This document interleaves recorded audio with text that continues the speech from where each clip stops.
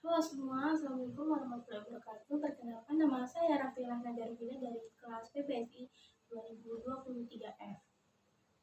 Di sini saya akan sedikit menceritakan tentang pengalaman saya yang menurut saya ada menyenangkan dan menyedihkannya, yaitu masa SMA. Saya masuk SMA itu tahun 2020, di mana di tahun 2020 itu sedang marak COVID-19 yang mengharuskan pembelajaran dilakukan secara online atau secara daring. Sehingga saya dan teman-teman yang lain tidak bisa berkumpul, tidak bisa berjumpa, dan belum mengenal satu sama lain. Pembelajaran online itu dilakukan full selama 1 tahun. Tes, ulangan, atau apapun itu juga dilakukan secara online. Lalu di kelas 11 awal semester 1 sudah ada sedikit peningkatan, yaitu pembelajaran dilakukan secara sesi-sesian. Yang dimaksud sesi-sesian itu misal absen 1 sampai absen 16 itu dilakukan di sesi pertama atau di pagi hari, sedangkan sesi 16 sampai yang selanjutnya itu di sesi kedua atau bisa juga sesi genap.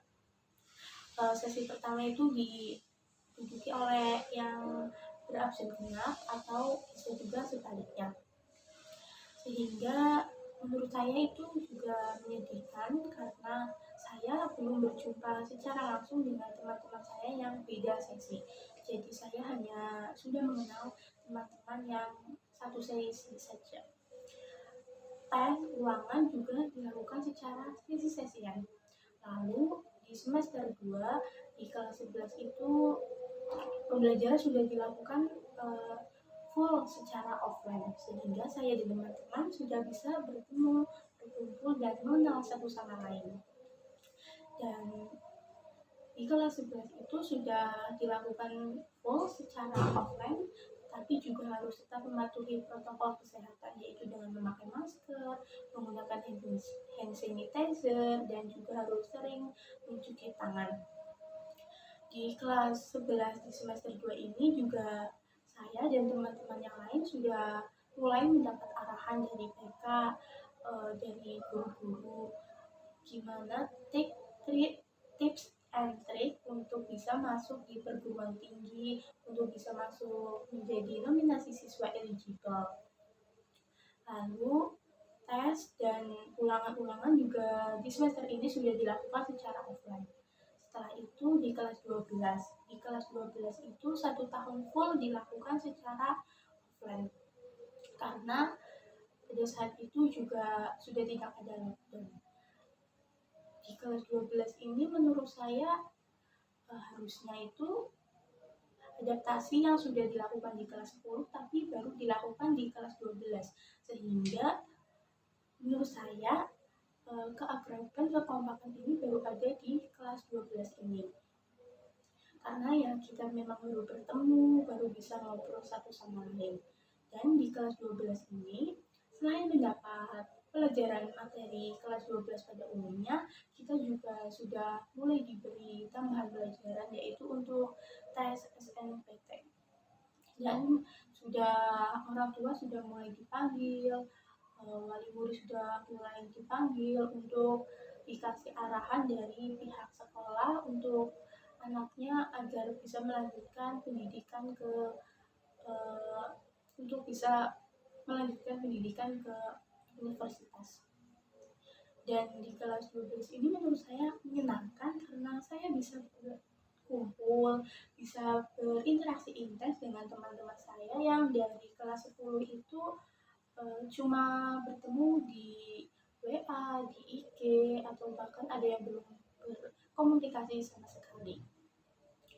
Terus juga di kelas 12 ini banyak sekali event-event yang pada umumnya sekolah-sekolah dilakukan, yaitu ada 17-an, ada juga HUT sekolah, itu juga menambah kekompakan kita, menambah hubungan interaksi satu sama lainnya.